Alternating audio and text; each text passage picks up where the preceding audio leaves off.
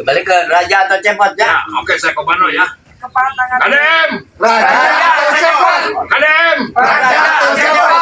Mobok manggih gorowong ningkatkan anggaran perubahan di sektor infrastruktur 3,6 triliun itu kepala dinasnya anyar di Purwakarta pada masyarakat sehingga ada tutur kata yang menimbulkan suatu bahasa yang keluar dari peradaban dan budaya kita. Nah itu pun. Dedi fobia. Pak Dedi ya. Padahal lama nyingsiran budak teh kuno gelo. Ya, seno gelo, ya budak saya mandi kan gitunya. Salve. Assalamualaikum warahmatullahi wabarakatuh. Salam Om Swastiastu, Namo Buddhaya, salam kebajikan dan salam sejahtera untuk kita semua. Pemirsa sekalian, video berikut ini saya persembahkan secara khusus untuk manusia-manusia yang membenci Kang Deddy Mulyadi, untuk manusia-manusia yang sedang sakit hati, untuk manusia-manusia yang saat ini sedang merasa panik dengan berbagai macam program kerja, dengan berbagai macam kebijakan yang dipersembahkan oleh Kang Deddy Mulyadi. Gubernur Jawa Barat akhirnya buka suara.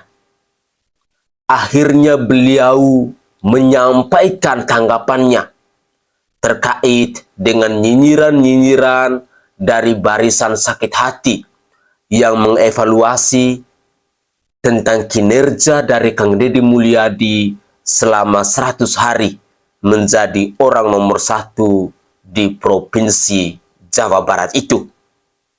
Jujur, saya merasa bahagia setelah sekian lama saya mencoba untuk mencari apa kira-kira komentar dari Kang Deddy Mulyadi terhadap orang-orang yang selalu nyinyir, yang selalu memprotes, yang selalu mengkritik tentang kinerja dari Kang Deddy Mulyadi selama 100 hari menjabat sebagai gubernur di Provinsi Jawa Barat itu.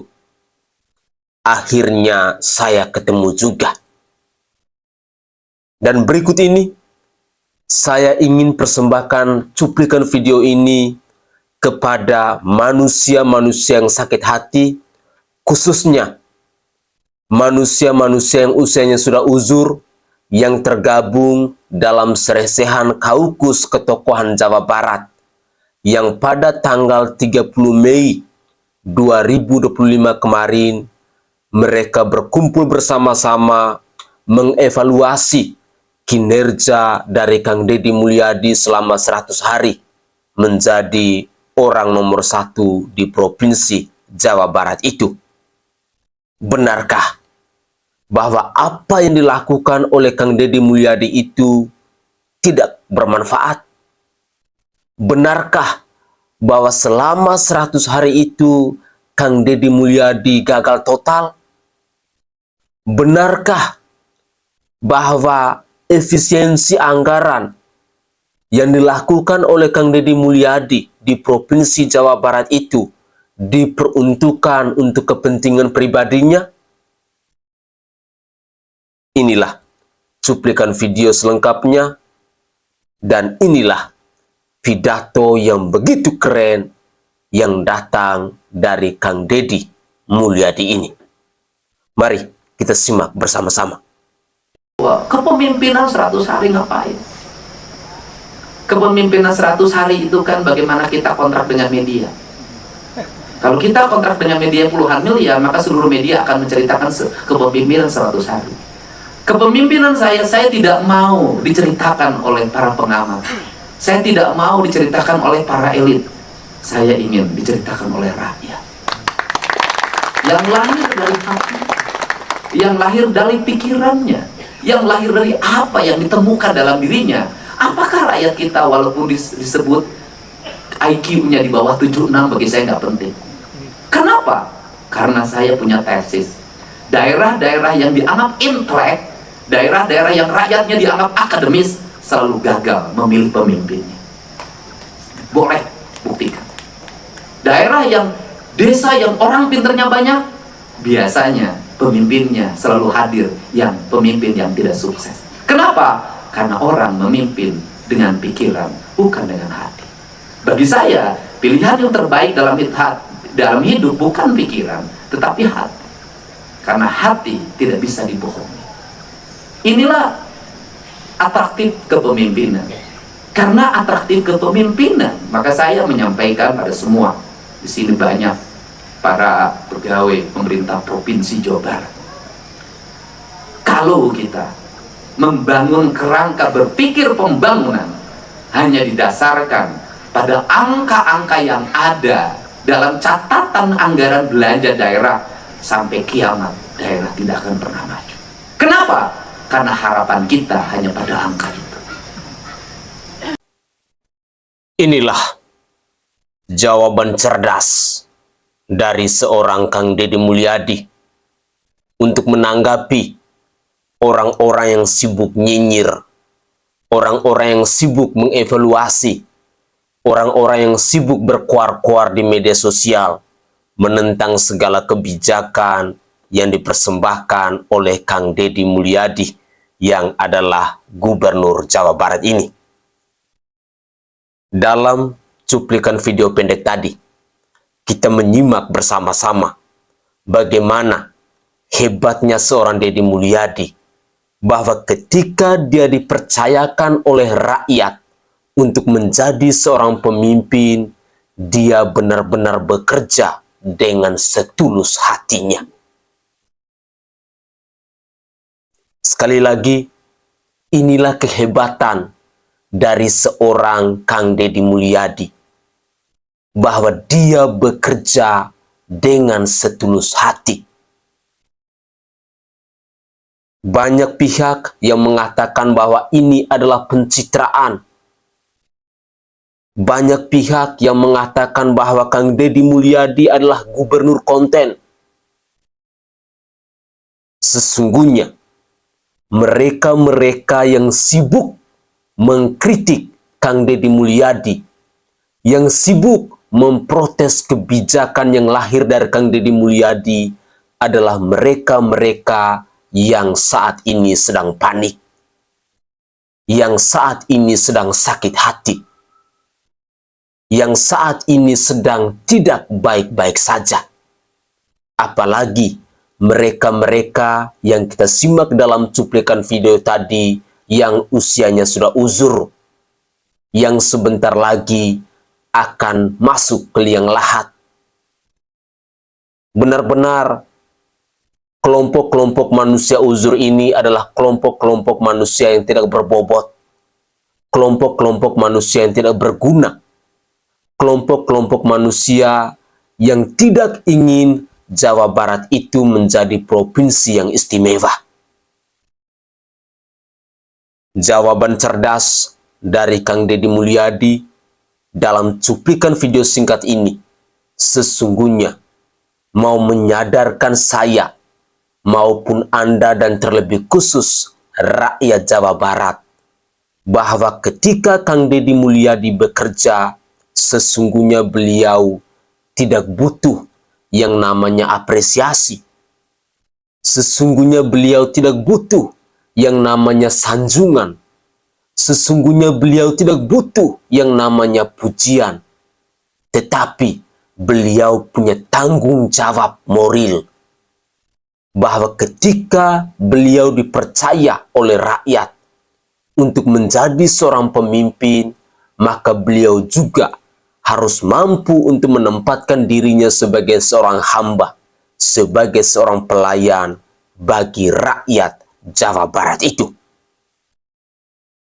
Saya sangat bangga dengan pemimpin yang punya karakter, yang punya jiwa kepemimpinan yang sangat luar biasa seperti Kang Deddy Mulyadi ini. Inilah contoh nyata pemimpin yang mau bekerja untuk rakyat, pemimpin yang lebih mengedepankan kepentingan umum daripada kepentingan pribadi.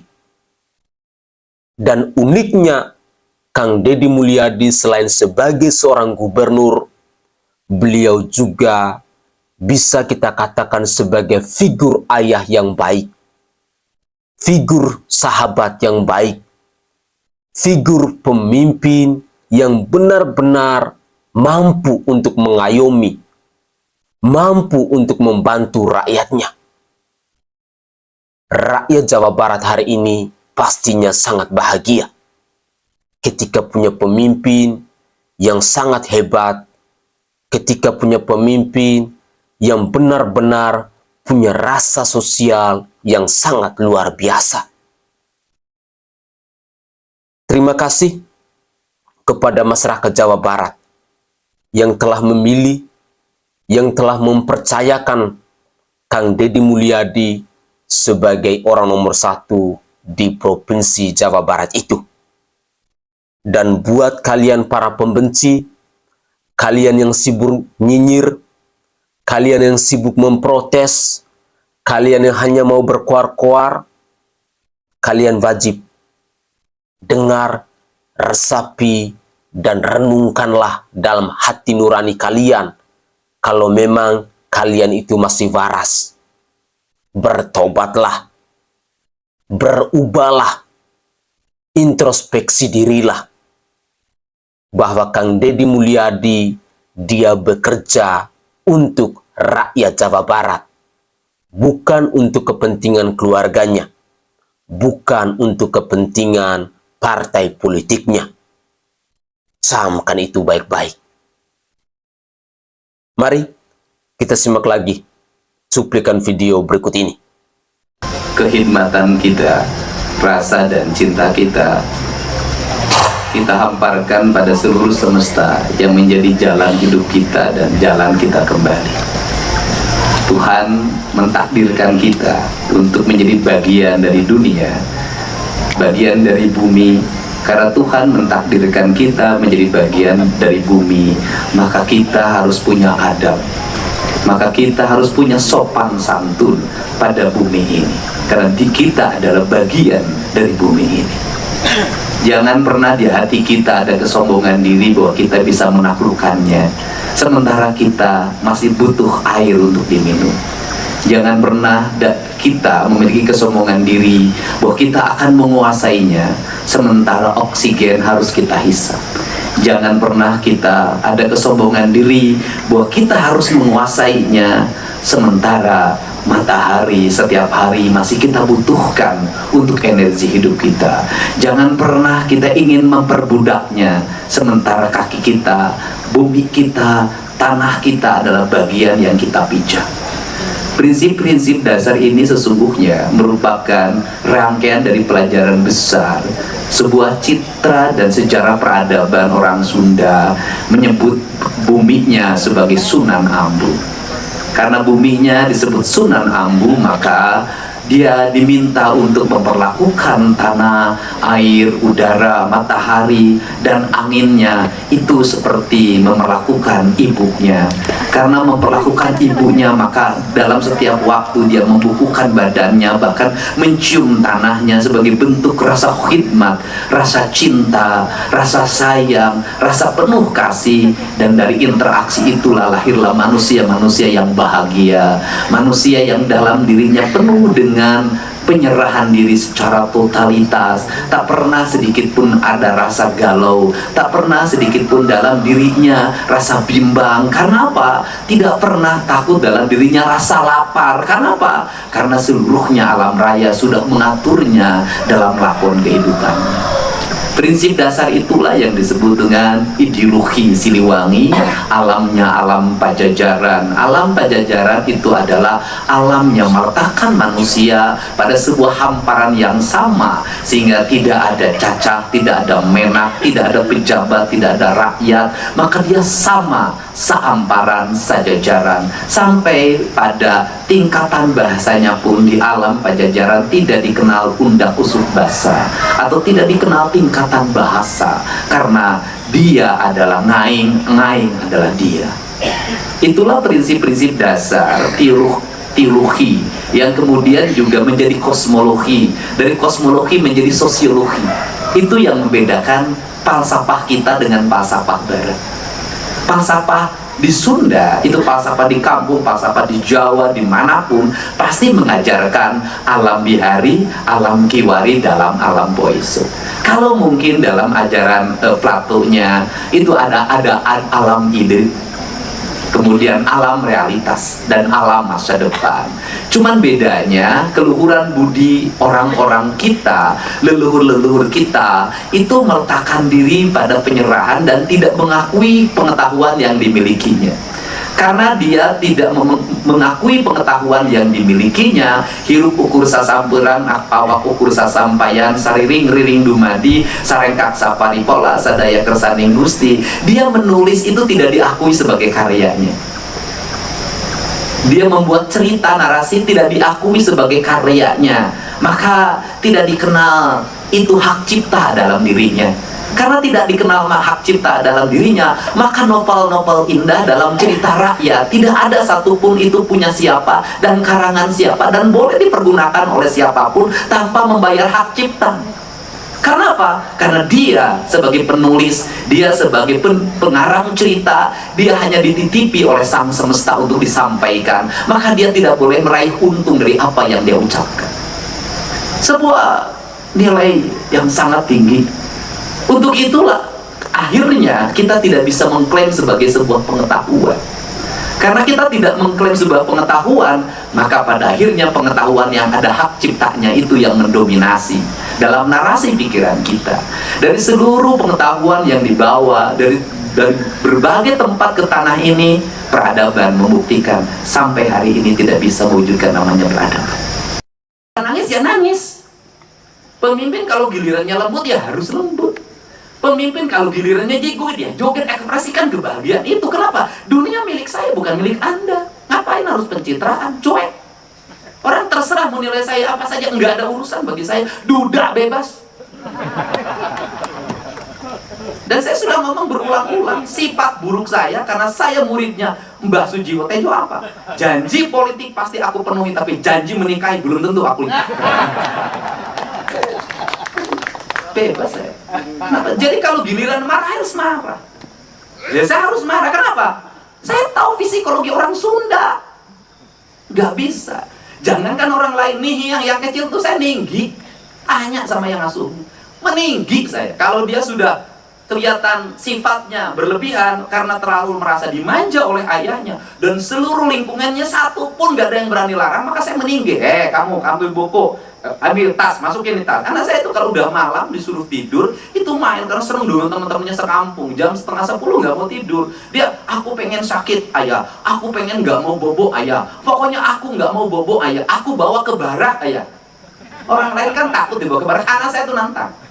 Apakah saya mundur? Enggak. Saya tuh sadis. Maka saya ambil baju di lemarinya, masukin ke tas, masukin koper dan simpen. Pergi kamu dari rumah ini. Jangan pernah bertemu ayah lagi. Ayah nggak mau punya anak yang tidak punya arah dalam hidup. Apa yang dilakukan oleh dia? Dia memeluk kaki saya dan menangis dan mengajak tidur bersama. Mungkin tidak dilakukan oleh saya. Maka saya harus melakukan itu pada anak-anak saya. Kenapa? Ya nggak bisa anak bau alkohol. Hapunten, jangan ribut ya. Dilibas. Anak itu bau alkohol. Ya kalau bau alkohol kita harus lebih tinggi dari alkohol yang dia minum. Derajatnya. Kalau dia yang diminumnya adalah alkoholnya adalah yang diminumnya misalnya 10%, maka saya harus 30% maboknya. Kalau dia minumnya 100%, maka mabok saya 150%. Kenapa? Yang dihadapi oleh dia, tensinya kita di atas dia. Maka saya pasti keras. Dan kemudian saya harus mengambil jalan untuk bagaimana menatap ke mereka. Kalau misalnya tentara yang bisa menaklukkan mereka, ya tentara. Kenapa? Ibunya sudah nggak sanggup, bapaknya nggak sanggup. Kenapa? Orang dia bau ciu kok. Orang dia setiap malam nggak tidur, main game online kok sampai jam 3. Orang dia nyabut sangkur kok, dia tusuk orang kok. Yang bisa ngendalin itu, yang tusuk orang itu, ya harus ahli tentara. Gak ada masalah. Nah, kemudian ke depan harus apa yang dilakukan? Ya dirubah mindset. Nggak bisa lagi Pak, sistem pendidikan Indonesia pakai pola barat, nggak bisa. Taruhan, bubar saya katakan. Kenapa? Beda, Pak. Barat itu menempatkan sistem pendidikannya dengan konsistensi negaranya.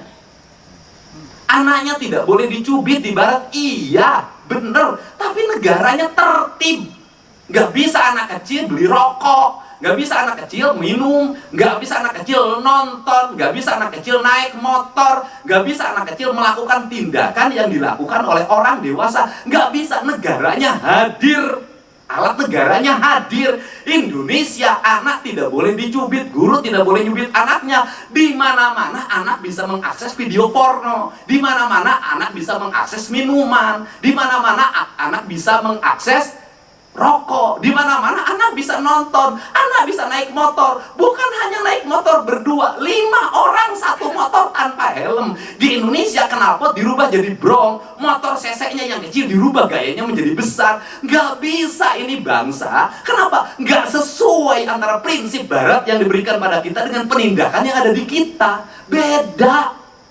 Kehidupannya masih tradisi, otaknya, sistemnya Barat, kacau. Hidup tuh harus konsisten. Kalau pakai mazhab Barat, pakai A, Z itu mazhabnya harus Barat. Kita kalau mau pakai mazhab Timur Tengah, dari A sampai Z mazhabnya Timur Tengah. Kalau mau pakai mazhab Tiongkok, dari A sampai Z mazhabnya Tiongkok. Indonesia ini kenapa yang menjadi kacau? Jawa Barat ini korban utama. Kenapa yang paling kacau? Seluruh mazhab masuk di sini. Oke guys, itulah pidato yang disampaikan oleh Kang Deddy Mulyadi tentang kebijakan setelah melewati 100 hari menjadi orang nomor 1 di Provinsi Jawa Barat ini. Sungguh, apa yang disuarakan oleh Kang Deddy Mulyadi itu adalah sebuah fakta, adalah sebuah fenomena yang sedang terjadi di negara kesatuan Republik Indonesia hari ini. Dan percayalah bahwa tidak semua pemimpin bisa seperti Kang Deddy Mulyadi. Pemimpin yang berani, pemimpin yang tegas, pemimpin yang berpihak kepada rakyatnya. Hebatnya Kang Deddy Mulyadi tidak saja pintar dalam dunia birokrasi, tetapi dalam dunia budaya, dalam ilmu Sunda, beliau benar-benar punya kehebatan yang tak bisa kita berkata apa-apa.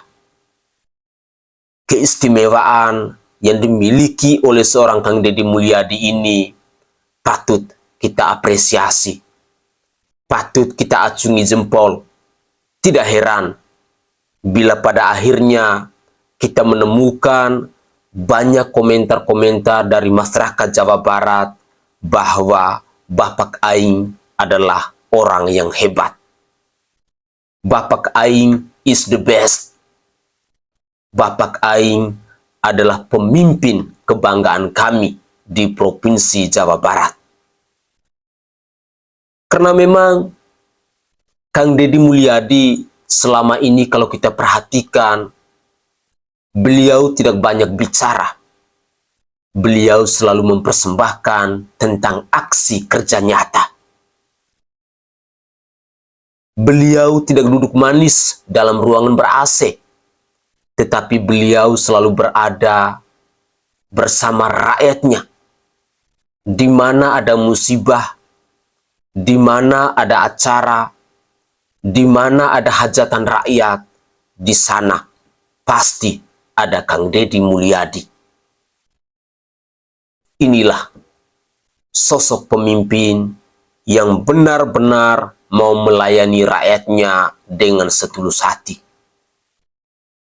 Inilah sosok pemimpin yang sesungguhnya tidak saja diidam-idamkan oleh rakyat Jawa Barat, tetapi kita yang rakyat Indonesia juga sedang merindukan sosok-sosok pemimpin seperti Kang Deddy Mulyadi itu. Adalah sebuah fakta yang tak terbantahkan bila hari ini rakyat Papua beramai-ramai menyuarakan tentang nama Kang Deddy Mulyadi. Kami dari NTT, dari NTB, dari Maluku, dari Aceh, dari Sumatera, dari Jakarta, beramai-ramai memberikan apresiasi, memberikan pujian kepada sosok pemimpin yang saat ini menjadi Gubernur Jawa Barat. Terus terang, Kang Deddy Mulyadi adalah tipikal pemimpin yang bekerja keras. Tipikal pemimpin yang selalu berpihak kepada rakyat. Mari kita doakan bersama-sama agar Kang Deddy Mulyadi selalu diberikan kesehatan,